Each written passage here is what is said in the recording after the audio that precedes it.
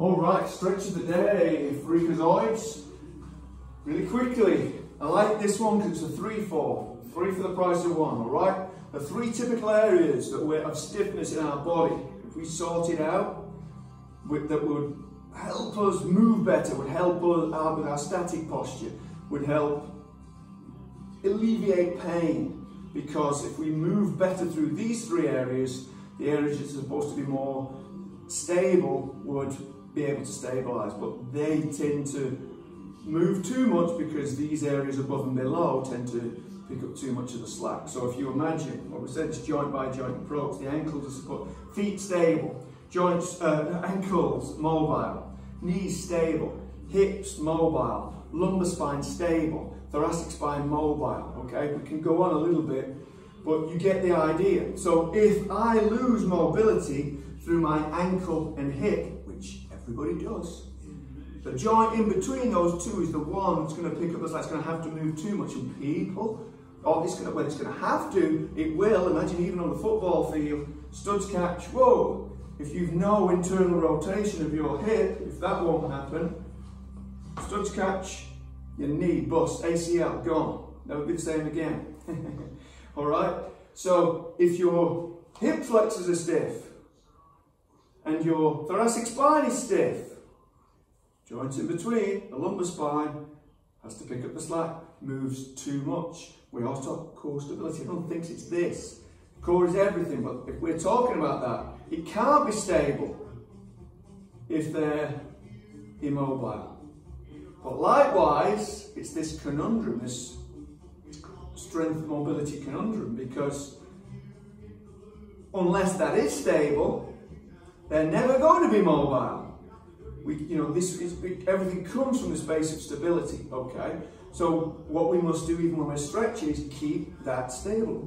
That's why when you see all these type of stretches, and I break the rules sometimes, but it's why I pick on sometimes people who do yoga. And by the way, I practice yoga daily. It's not that I don't like yoga, but unskilled yoga people doing all this stuff, and they sway through the back because their hips are stiff. They can't move through there, so we just collapse the pelvis, go through the lumbar spine, don't move through here, and then wonder why we have, and that's not even doing anything, wonder why I have hip issues, low back issues, knee issues, etc.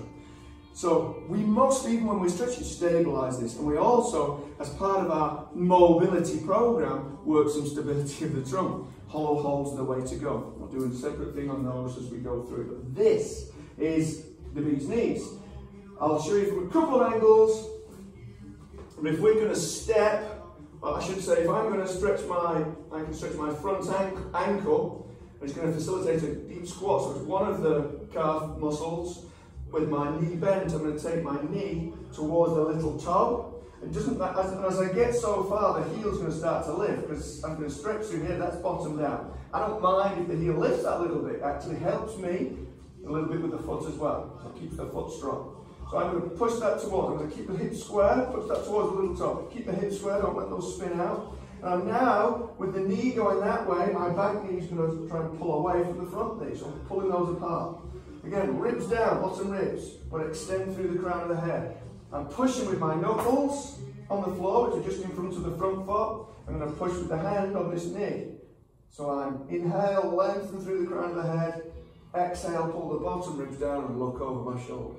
So I'm getting extension rotation through the T-spine. I've got to stretch through here, through the front ankle and the back hip. I'll show you from this angle. So it's step, as I push the knee towards the little toe, the heel's going to lift a little bit, just keep it there. This knuckle in front, just in line with the front of the little finger in line with the toe. That's how I like it. Squaring the hips up, so I'm not going to spin these out like so. The knee's going, that front knee's going that way, back knee I'm going to pull away from that front knee. So I'm really pulling them away, bottom rib down, inhale, lengthen, exhale. As I exhale, I'm pulling the bottom ribs down, but I'm really lifting the chest and I'm spinning around. Now I could hold for time, or I could inhale, exhale.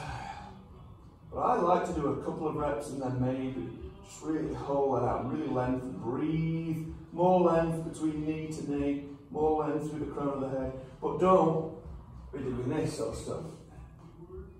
Okay. Beautiful stretch, 3, 4. Ankles, hips, thoracic spine. Beautiful.